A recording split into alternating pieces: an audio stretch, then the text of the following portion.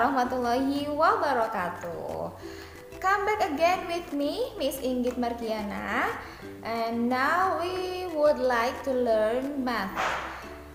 Nah anak-anak, gimana kabarnya kalian? Semoga kalian di rumah dalam keadaan sehat dan ceria ya. Dan tentunya meskipun kita sekarang lagi pandemi, tapi kita harus tetap berpuasa di bulan Ramadan ini.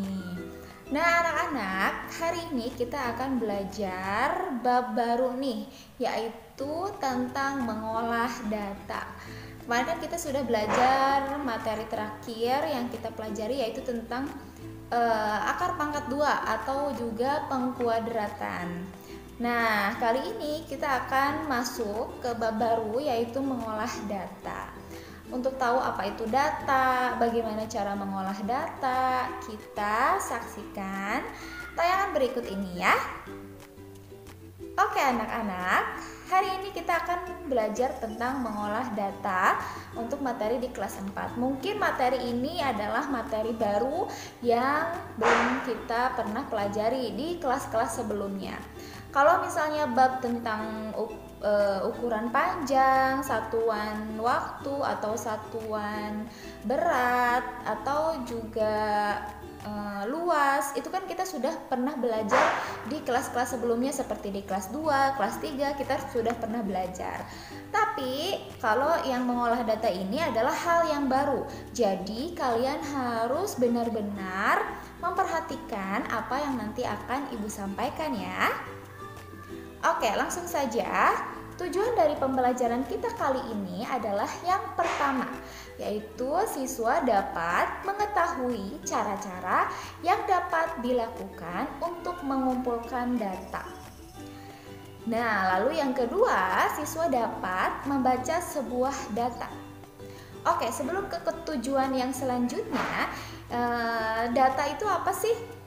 Mungkin selama ini kita belajar atau sering mendengar data penduduk, data nilai, dan segala macam. Itu adalah contoh-contoh dari data, seperti misalnya data tinggi badan siswa, atau data nilai hasil penilaian harian, atau data hasil lompat jauh atau lari cepat waktunya, dan lain sebagainya.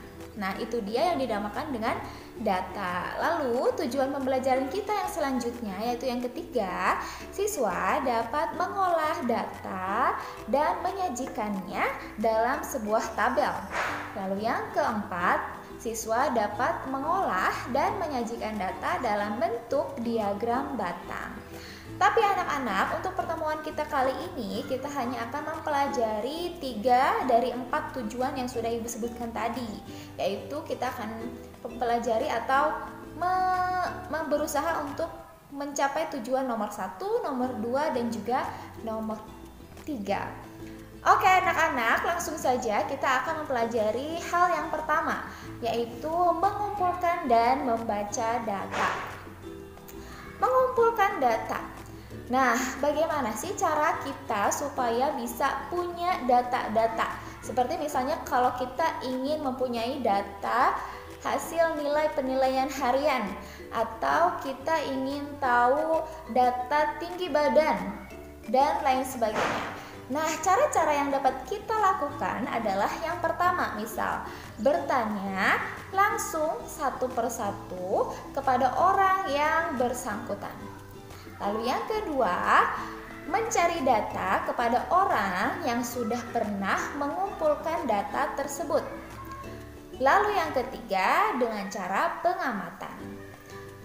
Nah, contoh dari data, di sini Ibu punya data tinggi badan siswa kelas 3 SD Mulyasari. Nah, di sini datanya terdiri dari nama dan juga tinggi badan dari masing-masing orang yang sudah didata tersebut. Ada Maryam, tingginya 138 cm. Ada Dina, tingginya 140 cm. Ada Baim, tingginya 145 cm. Dan sampai di sini ada Nayara yang tingginya 136 cm.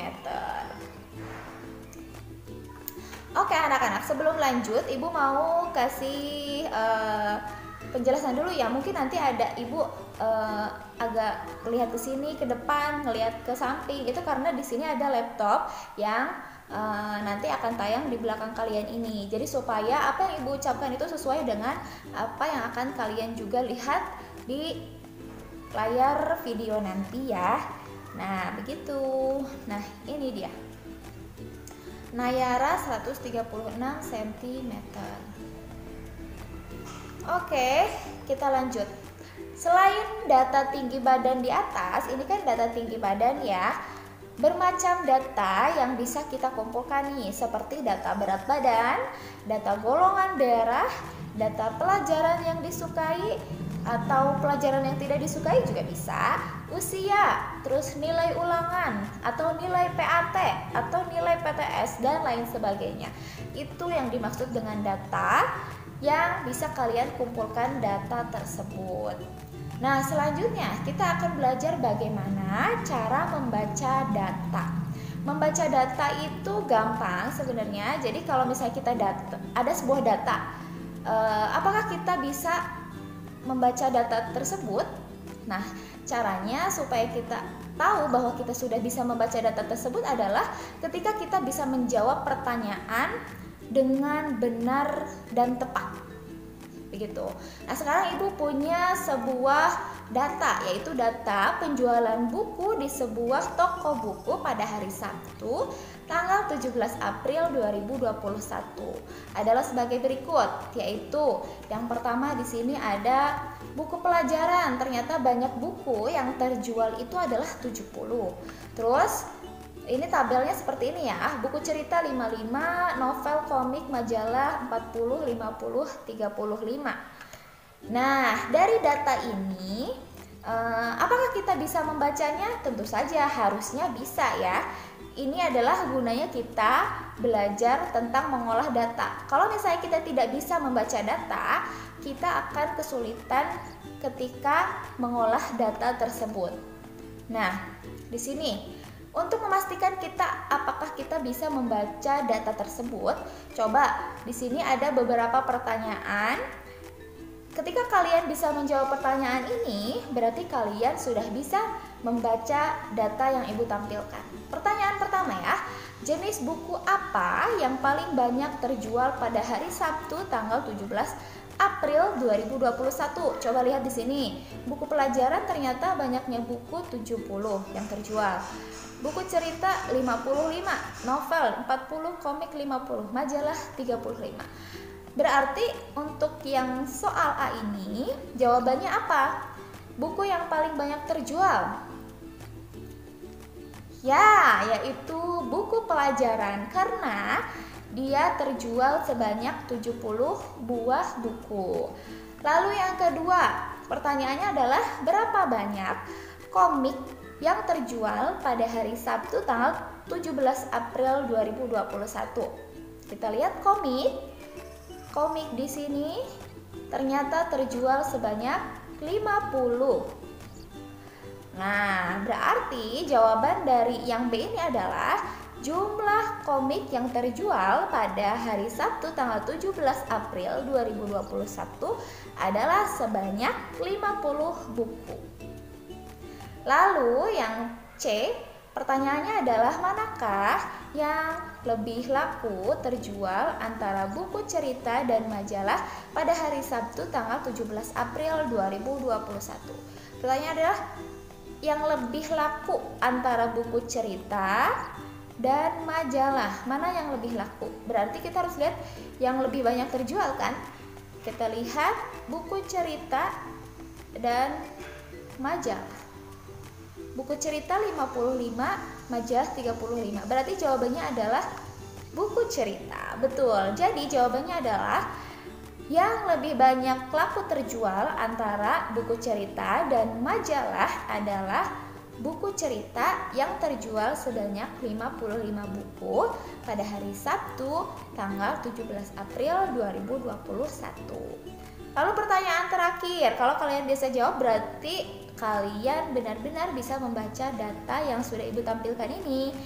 Pertanyaannya adalah, jenis buku apa yang terjual 40 buah pada hari Sabtu tanggal 17 April 2021? 40? Ya, novel ya, 40 buah. Berarti jawabannya adalah buku yang terjual sejumlah 40 buku pada hari Sabtu tanggal 21 April 2021 adalah novel. Nah, ini Ibu sudah punya jawabannya. Sama ya tadi, yang A yang paling banyak terjual ternyata buku pelajaran. Yang B, jumlah komik yang terjual adalah 50 buah. Lalu yang C, buku cerita lah yang lebih laku terjual daripada majalah. Lalu yang D, novel adalah buku yang terjual sebanyak 40 buku pada hari Sabtu tanggal 17 April 2021. Gimana? Mudah kan? Ya, membaca data itu hanya seperti itu. Jadi tapi yang paling penting ketika kalian membaca data adalah kalian harus teliti. Kalian harus bisa paham inti dari data yang kalian sampaikan. Data yang ada, data yang sudah terkumpul gitu ya. Nah, selanjutnya kita akan coba lihat yang selanjutnya, yaitu mengolah data dan menyajikannya dalam tabel. Di sini Ibu sudah punya data kesukaan siswa kelas 4 terhadap mata pelajaran. Ya, di sini mata pelajarannya adalah matematika, IPA, PJOK, bahasa Indonesia, bahasa Inggris dan juga PAI. Nah, di sini datanya ternyata kita lihat yang pertama ya, Maryam menyukai bahasa Indonesia. Terus Dina menyukai matematika. Ada Baim menyukai PJOK. Ada Hanza yang menyukai IPA. Lalu seterusnya sampai Queen yang ternyata menyukai pelajaran PJOK. Nah, begitu. Nah, sekarang kan ini masih data biasa ya, data yang kita kumpulkan baru ini. Ini Ibu kumpulkan data atau punya data yang seperti ini. Selanjutnya adalah kita belajar bagaimana cara menyajikan data yang sudah kita punya ke dalam tabel ya. Nih, gimana sih caranya untuk kita bisa menyajikan data yang sudah kita punya yang ini dalam sebuah tabel? Yuk kita lihat sama-sama tayangan berikut ini.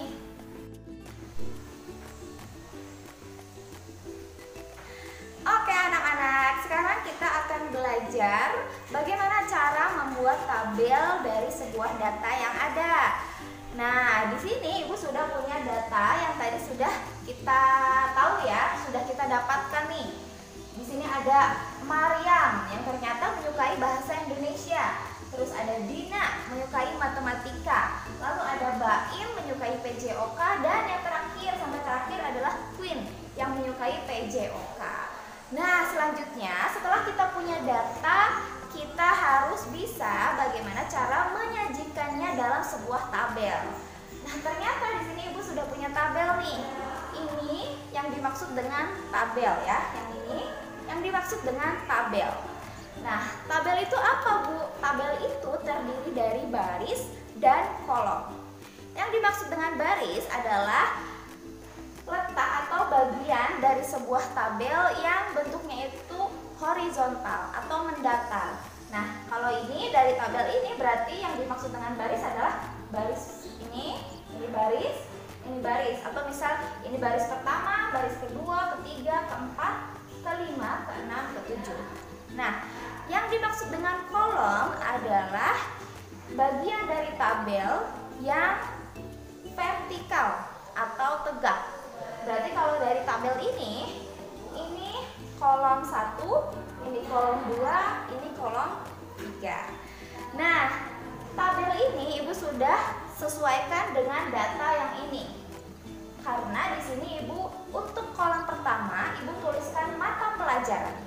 Tapi anak-anak untuk yang kolom pertama ini bisa berubah. Misal ini kan mata pelajaran, karena memang data yang kita punya ini adalah faktor pembedanya itu adalah mata pelajaran kesukaan.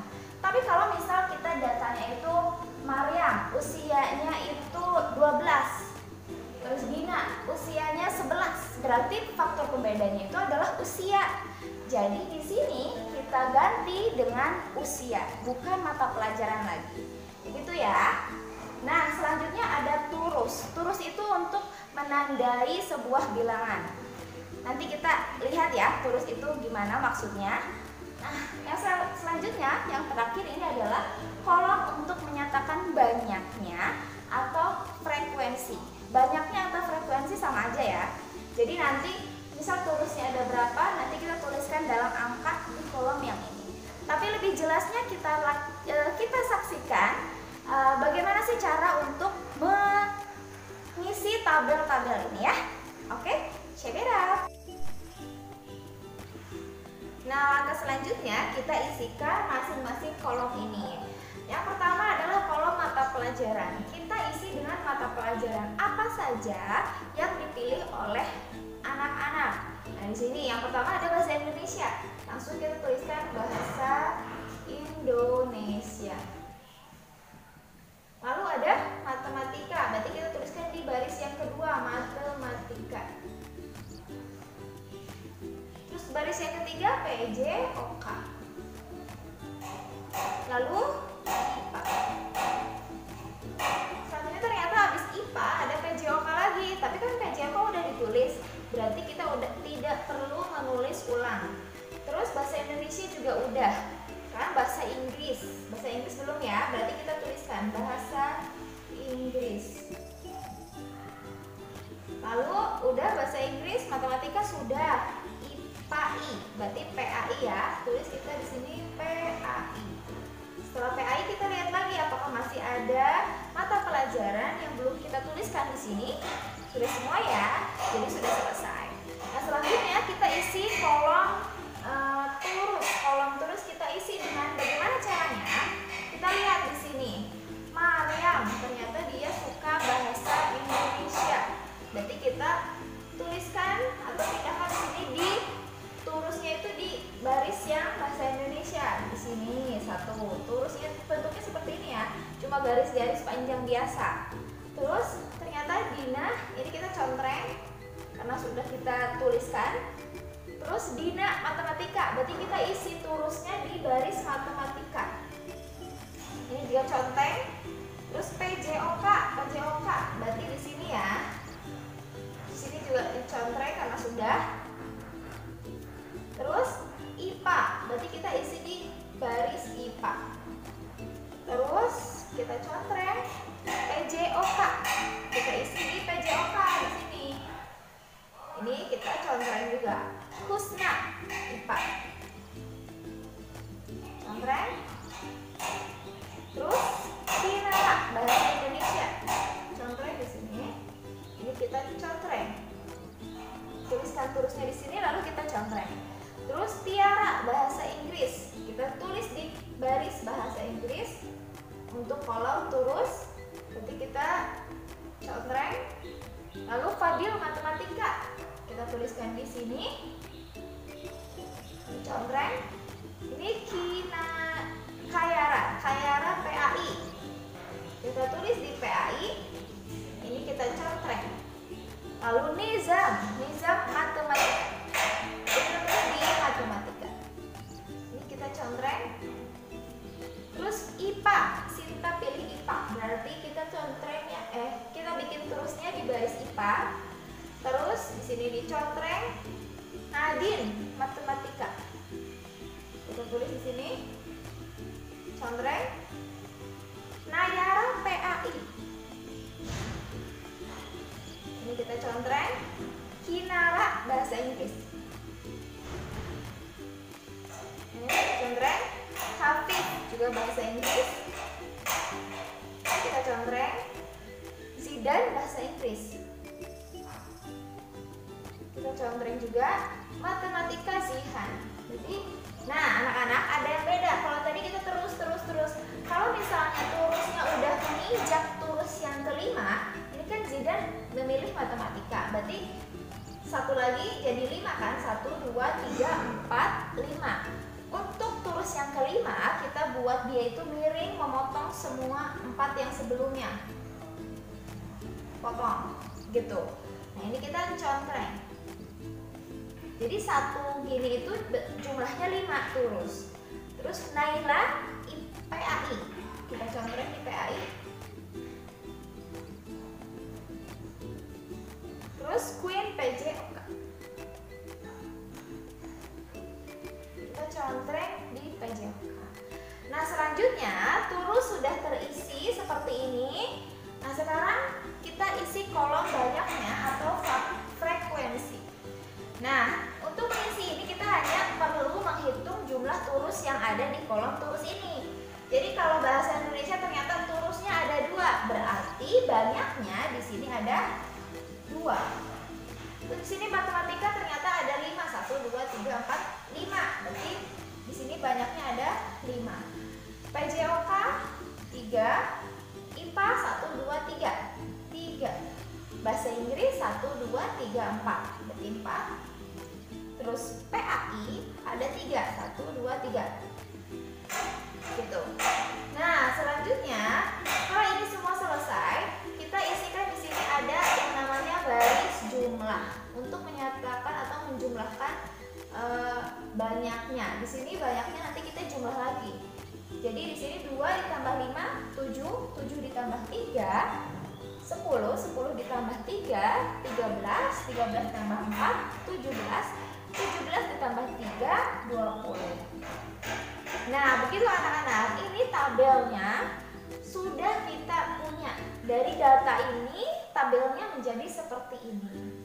Nah, anak-anak, dari tabel ini bukankah kita semakin gampang atau semakin mudah membaca data yang sudah kita punya? Ternyata yang menyukai mata pelajaran bahasa Indonesia ada 2. Yang menyukai mata pelajaran matematika ada 5. Yang menyukai mata pelajaran PJOK ada 3.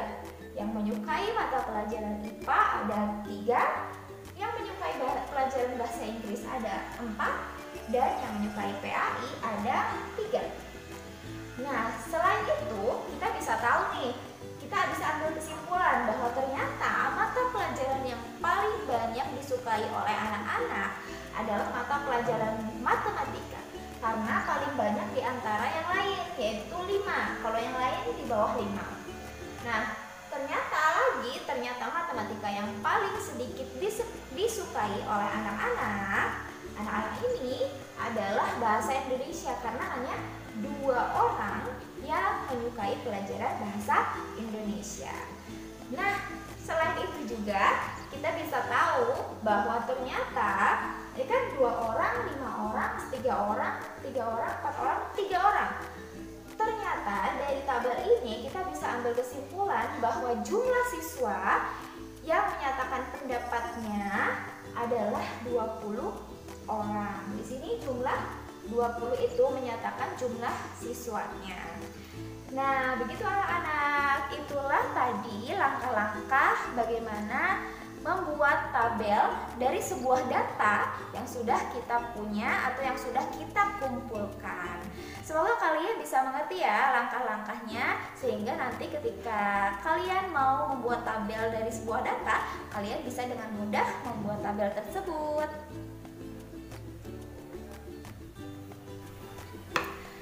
Nah, anak-anak, gimana nih tayangan yang barusan kalian tonton? Barusan adalah kita sudah belajar bagaimana cara membuat tabel dari data yang sudah kita punya ya. Nah, pertanyaannya adalah apa yang dimaksud dengan tabel itu? Tabel itu terdiri dari apa? Untuk mengingatkan. Ya, tabel terdiri dari baris dan juga kolom atau kolom dan baris. Nah, tadi sudah ada di dalam sebuah tabel itu ada yang namanya turus dan juga banyak atau frekuensi. Banyak dan juga frekuensi sama saja ya maksudnya.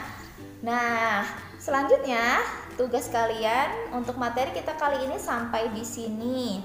Nah, tugas kalian selanjutnya adalah kalian mengerjakan yang pertama halaman 221. Ini untuk soal yang pertama, halaman 221. Kalian kerjakan nomor 1. Lalu halaman 229 kalian kerjakan nomor 2. Lalu untuk halaman 231 kalian kerjakan nomor 4. Ya, kerjakan di buku tulis masing-masing, lalu dikirimkan ke wali kelas masing-masing hasil pengerjaannya. Oke, terima kasih anak-anak sudah menyaksikan dan juga ikut belajar bersama dengan Ibu Inggit. Semoga nggak bosan-bosan ya, meskipun kita belajar melalui video, tapi semoga saja nanti ada kabar gembira, pandemi ini cepat berlalu sehingga kita bisa kembali belajar bersama di sekolah. Oke, it was all that I can share with you all guys. So I hope you would like to understand about what I said. And thank you for your attention. And bye-bye. Wassalamualaikum warahmatullahi wabarakatuh. See you again. See you later. And stay healthy and keep happy ya. Bye-bye.